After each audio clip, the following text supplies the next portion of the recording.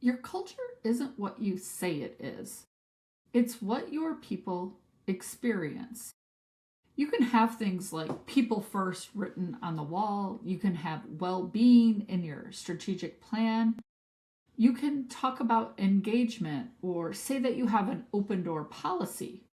You can even call yourself collaborative, innovative, inclusive, even trauma informed. But none of these words define your culture.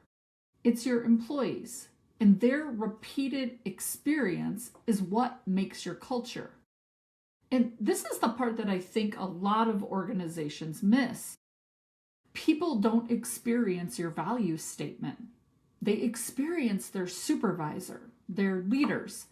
They experience what happens when those people make a mistake or they make a mistake. They experience what happens when they disagree with each other. They experience whether asking for help is really safe. They experience what happens when they're overwhelmed. They experience whether the rules apply equally to everyone. They experience whether anyone follows through after asking for their feedback. And those experiences, that's your culture. And if there happens to be a gap between the culture you describe and the culture people actually experience, you do not have a messaging problem. You have a culture problem. Today, I want to talk about that gap, why it matters, and what leaders can actually do about it. So, welcome to another episode of Mindful Management. I'm Shenandoah Chefalo, and I'm super excited to be bringing you these kind of solo podcasts that we've been doing because I get to spend a lot of my time working with organizations that serve people. Those are government agencies, schools, nonprofits, human services, court, child welfare, organizations doing incredibly important and often incredibly difficult work. And almost every organization I encounter has values. They have a mission. They have policies. They have done an immense amount of strategic planning. Many have invested in leadership development. Some have even invested in trauma-informed training. Heck, that's why I'm there with them. And yet, I'll walk into an organization and hear leadership describe one workplace while employees are coming up to me describing an entirely different.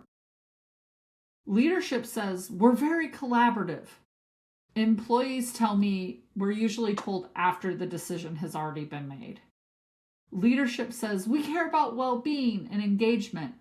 Employees tell me, I haven't taken lunch away from my desk in 3 weeks. Leadership says, we want people to speak up. We're asking them all the time. Employees tell me, the last person who spoke up was labeled difficult. They're not even here anymore. Leadership says we're trauma-informed. Employees tell me, my supervisor has never once asked me, how am I feeling? That's what I call the experience gap. It's that space between what an organization believes about itself and what people actually experience inside of it. And culture lives in that little small gap. So here's another thing.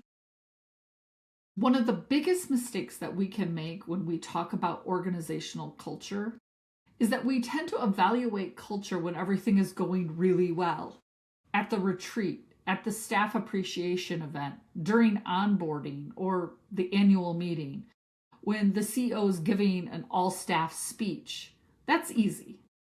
I don't want to know what your culture looks like at the annual retreat. I want to know what your culture looks like on a bad Tuesday in May. I want to know what happens when someone makes a costly mistake. What happens when the budget gets cut? What happens when you're understaffed? What happens when someone disagrees with the boss or leadership? What happens when a deadline is missed?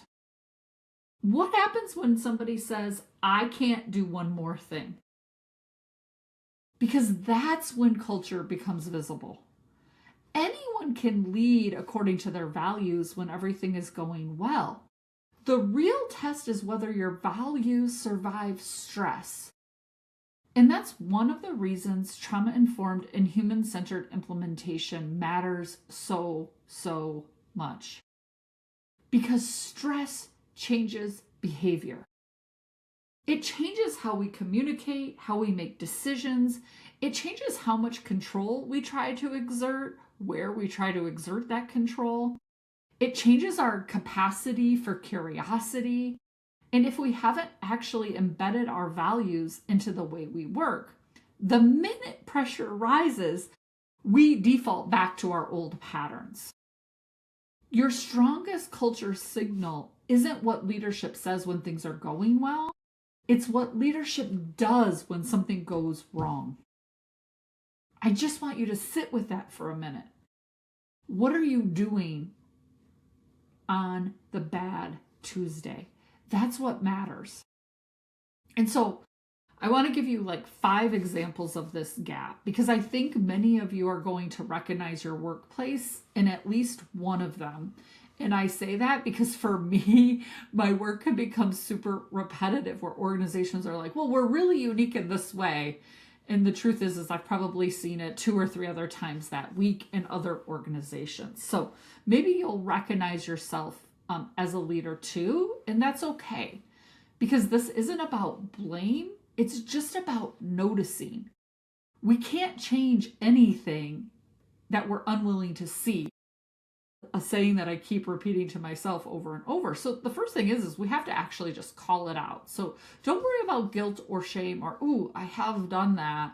It's just how will we change and go forward? So number 1, I have an open door policy. This is something that I hear all the time. My door is always open. Great. Here's my question for you. What happens after someone walks through it? Because an open door policy does not create psychological safety. If an employee brings you a concern and you immediately become defensive, that's the culture. If they challenge a decision and suddenly stop being invited into important conversations, that's the culture. If they tell you they're overwhelmed and your response is, well, we're all overwhelmed, then that's the culture. If they raise a concern about a supervisor and somehow they're the one who gets labeled the problem, that's the culture. An open door policy alone doesn't create psychological safety. If people are afraid of what happens when they walk through it. And this is where leaders sometimes tell me, but nobody tells me anything. That's information. If people used to bring you problems and suddenly they stopped, don't automatically celebrate. They may not have fewer problems. They may have stopped trusting you with them. And that's very, very different. Number 2, we care about employee well-being here. This one is particularly important to me right now because I am seeing this pop up all over the place. Organizations are talking about well-being everywhere. We have a wellness program, employee assistance programs, meditation apps, yoga, resilience training, pizza parties. Maybe even there's a wellness committee or a whole employee or team dedicated to wellness. I'm not against any of those things. But here's the problem. You can't tell people to practice self-care while creating systems that require self-sacrifice. If your employee finishes a burnout prevention workshop and returns to 147 unread emails, an impossible caseload, 3 vacant positions, a supervisor who messages them at 10 p.m., the problem isn't that they need another breathing exercise. Breathing's useful. I think mindfulness is useful. It has a place. Self-awareness is useful. I teach all of those things in our training, but we have to stop confusing tools that help people regulate themselves with solutions for systems that continually dysregulate them. A wellness program cannot compensate for an unhealthy workplace. And this is particularly important in people serving systems. Now, I think it's important everywhere, but for me, it's like super high in people serving systems because the people doing this work care. Teachers care, social workers care, court staff care, nonprofit staff care, public servants care, people working in child welfare care. And sometimes organizations inadvertently build entire systems around people's willingness to care beyond their capacity. And then we call those people resilient until, of course, they quit or leave. And that's just not sustainable. Do you recognize any of these patterns in your organization? Number 3, we're trauma informed. Now listen, this one is close to my heart because, of course, this is the work that I do. I see organizations invest significant amounts of time and money teaching people about trauma. They learn about adverse childhood experiences. They learn about the nervous system. They learn about triggers, about the fight, flight, freeze, or appease. They learn the terminology. And it's valuable. It's important that we define these things, right? Common knowledge, language, and understanding. But then everybody goes back to work on Monday and nothing changes. The meetings don't change. Supervision doesn't change. Performance management doesn't change. Communication doesn't change. Decision-making doesn't change. The way conflict gets handled doesn't change. We don't even consider repair work. And 6 months later, somebody says, we did trauma-informed care. No, you did trauma-informed training. These are not the same things. Trauma-informed isn't something your organization believes. It's something your employees should be able to experience. This is exactly why I've become increasingly focused on implementation. Awareness matters. Training matters. But information alone doesn't transform organizations. I wish I could just sing this from the balconies and people would listen. We have to ask, what does this change about how we run meetings? What does it change about supervision? What does it change about onboarding? What does it change about accountability and repair work? What does it change about how we communicate organizational change? How does it change how leaders behave when somebody makes a mistake? That's when trauma-informed stops being a buzzword and starts becoming culture.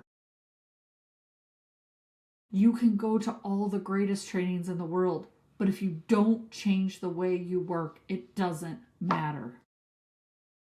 So, the obvious next one for me is number 4. People are resistant to change. This one may be a favorite because I hear it a lot. Those people over there will never get on board. We're trying to make all these changes, but our employees are resistant. Maybe that's true. But let's get curious before we label them. Because people aren't always resistant to change. Sometimes they're resistant to being changed without being included. Because frankly, change can be unsafe. Think about what has happened in workplaces, even over the just last couple of years or so. People have experienced enormous amounts of uncertainty.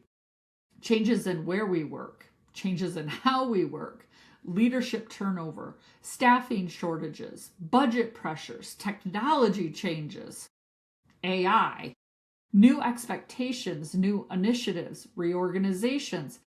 And sometimes organizations introduce change as though people are machines waiting for a software update, the latest and greatest. Announcement, new process, effective Monday. Any questions? That's not change management, that's information delivery. Human beings need context. We need predictability. We need agency. We need an opportunity to make meaning out of what is happening. So instead of asking, why are they so resistant to change? Maybe try asking, what about the way we're implementing this change is making it difficult for people to trust the process? That's a very different leadership question. Maybe people don't understand why it's happening. Maybe they've been through 6 initiatives that disappeared when leadership changed. Maybe they gave feedback last time and nothing happened. Maybe they don't know whether their job is safe or if they're safe. Maybe nobody has acknowledged what they're losing, what they're carrying, the grief that comes with that change for them. Because change almost always includes loss, even good change. Even if you want people to participate in transformation, you have to recognize the human experience of getting there. Number 5, we have a communication problem. Maybe you have a communication problem, but sometimes communication is the symptom. I've heard countless organizations say something like, we just need to communicate more. We have to be more thoughtful. So they send another email. They add one more meeting to the week. They create another newsletter, another town hall, and people still don't believe leadership.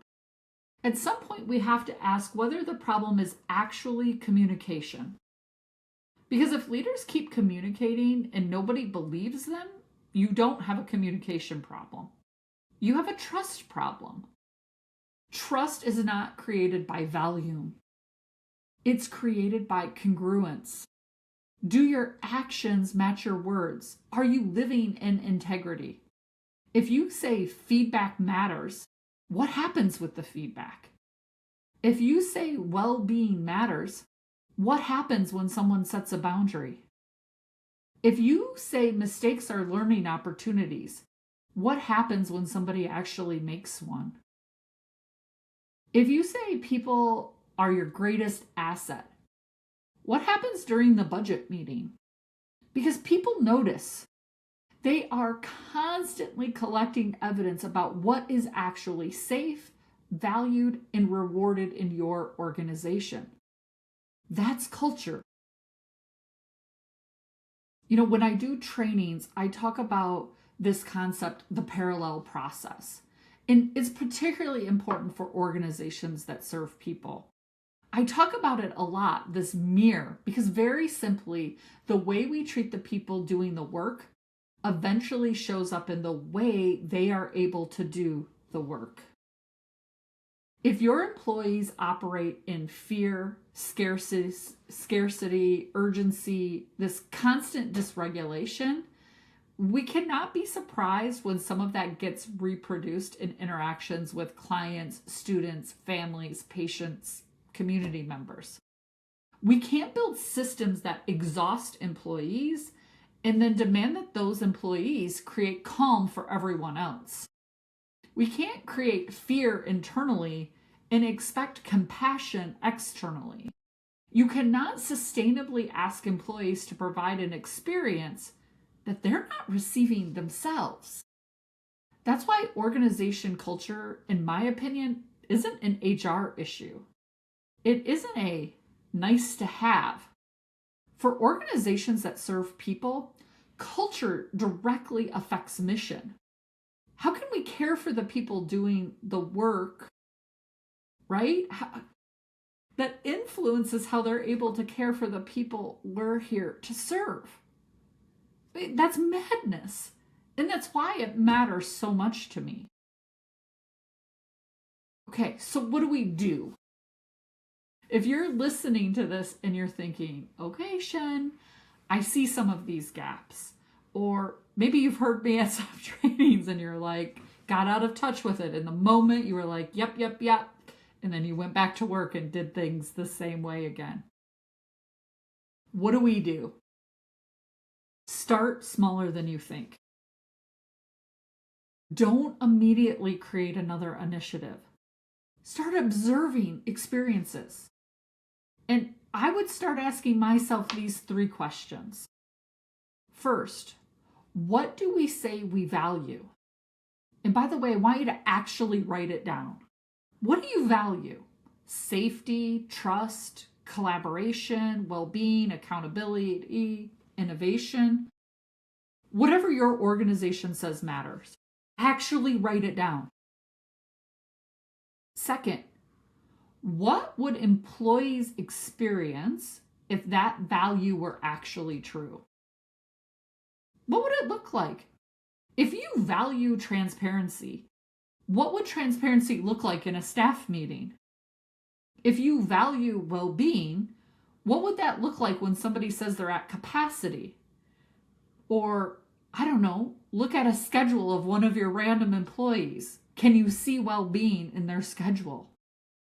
If we value collaboration, what would that look like before a major decision? If you value psychological safety, what would happen when someone disagrees with leadership? If you are a leader, are people even allowed to disagree? And third, where's the gap between those two? Not who's failing. Where is the gap? Because culture change is not about finding bad people. It's about identifying patterns that aren't producing the experience we intended. Then we change that pattern. One meeting, one supervision, one one-on-one, one policy, one decision, one repair, one leadership behavior at a time. That's implementation. This is why I tell many of you, this is journey work, not destination work. You will never be done. One at a time. And we build on that until we get really, really good for it. So I want to issue a challenge for any leaders listening. And here's what I want to kind of lead you with. This week, don't ask your employees, do you think we have a good culture? Because frankly, that's too broad. I want you to ask something more useful. Instead, try, what's something we say we value that you think we could do a better job of demonstrating? And then, the hardest part, don't defend yourself. Don't explain why they're wrong. Don't tell them all the reasons the organization couldn't do something differently. Just listen. You can say things like, thank you, tell me more.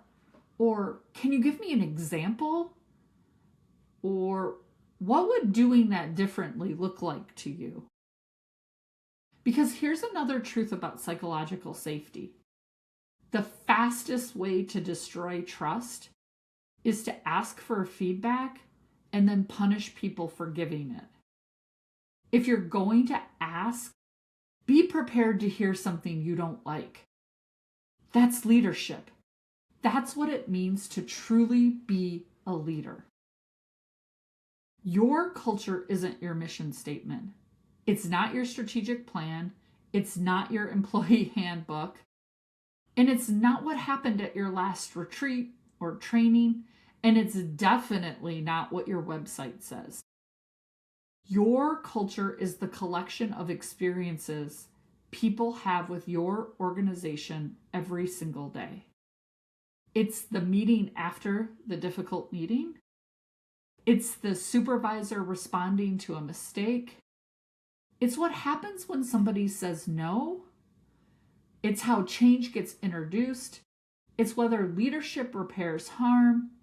And it's whether your stated values survive stress. Culture lives in the gap between what an organization says and what its people repeatedly experience. So maybe the question isn't, what kind of culture do we say we have? Maybe the better question is, what evidence are we giving people every day about the kind of culture we actually have here? Because if your organization says people are its greatest asset, your system should provide evidence.